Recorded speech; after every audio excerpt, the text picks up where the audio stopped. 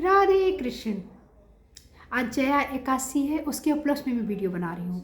तो जया एकादशी का व्रत का महात्म और उसके लाभ, उसका सब कुछ मैं बताऊंगी। तो इसमें सबसे पहले आप सुन लीजिए कि पद्म पुराण के अनुसार ये हिंदू पंचांग माघ की शुक्ल पक्ष की तिथि को ये व्रत होता है। तो इसको व्रत रहने से आज माघ शुक्ल पक्ष की तिथि है, जैसे आज 1 फरवरी है, 1 फरवरी को ये व्रत पड़ा है। वैसे तो इंग्लिश का और हिंदी का चेंज होता रहता है डेट, तो ये उसके हिसाब से रहा जाता है। तो इस साल तो आप हो गया है इसकी कथा सुनने और अग्निहोष्टम यज्ञ को मिलता है फल, जो जो सुनता है, पढ़ता है और गान करता है। और रात्रि जागरण करना चाहिए इसमें, और व्रत का पूरा नियम पालन करना चाहिए और रात्रि जागरण करना चाहिए। तो इसके अब देखिए, भगवान विष्णु जो हैं हमारे ब्रह्मांड को बनाए हैं, वो भगवान विष्णु की पूजा करनी चाहिए। और उसके लाभ लाभ सुन लीजिए। जो लोग पाप करते हैं तो पाप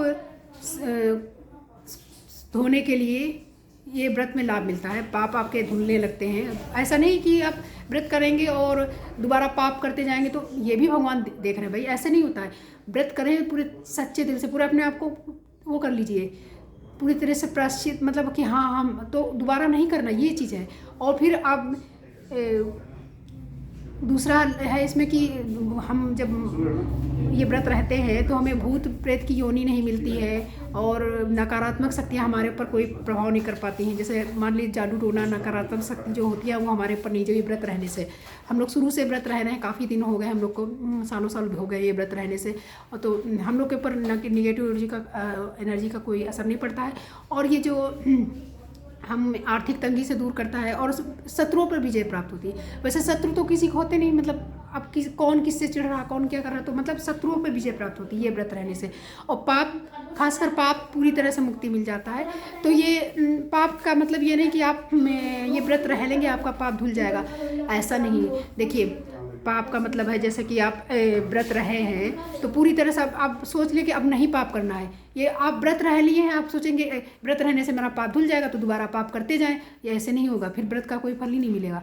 भगवान भी देख रहे हैं कि कौन क्या कैसा है। तो इसलिए व्रत करो, और जो कुछ भी पाप आप उसको दोबारा फिर गलती को स्वीकार करो, फिर कभी ये पाप ना हो, तुम कभी ये ना पाप करें।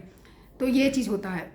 तो जो जो लोग व्रत नहीं रह पाए हैं तो अगले साल से शुरू कर दो। एकादशी व्रतों का राजा होता है, तो ये व्रत रहें, चाहे कोई व्रत रहें चाहे ना रहें, एकादशी व्रत जरूर रहें। ये महीने में 2 बार पड़ता है, एक शुक्ल पक्ष की एकादशी होती है, एक कृष्ण पक्ष की एकादशी होती है। तो 2 होती हैं, हम दोनों हम लोग रहते हैं। और प्रदोष व्रत होता है, 2 पढ़ते हैं, वो भी प्रदोष भी रहते हैं। तो दोनों व्रत मतलब बहुत वो है, वो शिव जी का है और ये विष्णु जी का है। दोनों व्रत हम लोग रहते हैं, दोनों मतलब दोनों के भक्त हैं, दोनों रहते हैं, दोनों एक ही हैं। शिव जी राम जी की पूजा करते हैं, राम जी शिव जी की पूजा करते हैं, तो एक ही हुए। तो हम लोग दोनों व्रत रहते हैं, दोनों व्रत आप लोग भी रह सकते हैं। और इतना अच्छा व्रत है ये कि अब मतलब ये व्रत का मतलब एकादशी का मतलब आपको इतना सुकून मिलता है, आत्मा तृप्त हो जाती है ये व्रत रहने से। और जागरण कर ले तो उसके उस दिन आपके अंदर पॉजिटिव एनर्जी भर जाएगी। ये लग रहा कि आपके अंदर जो आपका वो ऑरा है आपका पूरा पॉजिटिविटी से भर गया, जैसे भगवान के पीछे नहीं होता गोल्डन कलर का, वैसे हो जाएगा ये व्रत करने से और जागरण करने से।